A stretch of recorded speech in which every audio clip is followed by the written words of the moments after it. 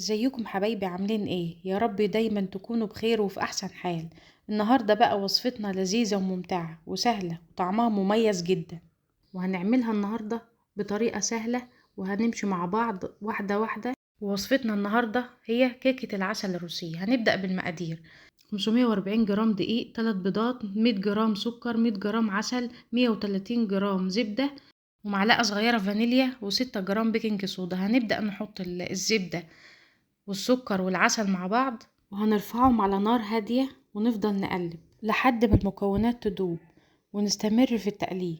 وبعد كده هنحط البيكنج صودا مع التقليب المستمر، وهتفور والحجم هيتقل. كده الخطوات ماشية مظبوط، ونستمر على التقليب على نار هادية لحد ما العسل يتكرمل. هرفعه من على النار ونسيبه يهدى شوية، وبعد كده هنحط البيض بالتدريج ونقلب. كده احنا ماشيين بالخطوات واحدة واحدة علشان اقدر اوصل الوصفة بقدر الامكان، وكل ست وبنت تقدر تعملها وهي مطمنة وواثقة من نجاحها 100%.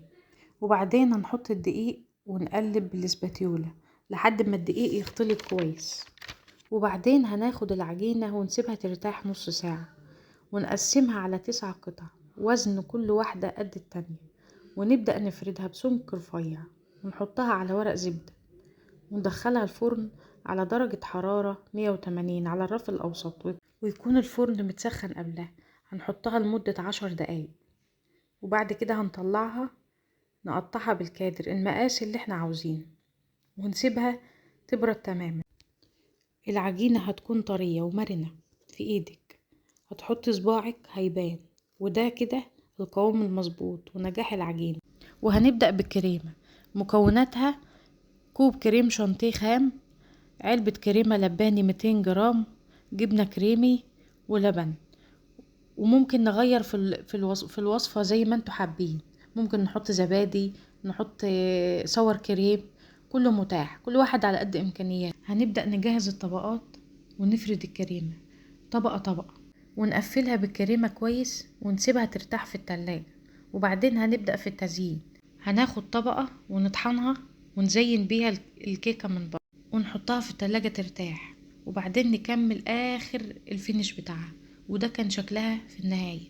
يا رب تكون عجبتكم، ولو حد محتاج أي سؤال يكتب لي في التعليقات، وأنا هرد على كل الكومنتات. وأتمنى أكون قدرت أوصل لكم الوصفة بأبسط طريقة، ومعايا هتكون كل ست وكل بنت أشطر شيف في الحلويات بأبسط الطرق والإمكانيات. هتكوني مميزة في بيتك وهتفرحي كل اللي حواليك. وياريت تدعموا قناتي تكبر بيكم ونقدم أبسط وأجمل الحلويات. واشوفكم في الفيديو القادم بإذن الله.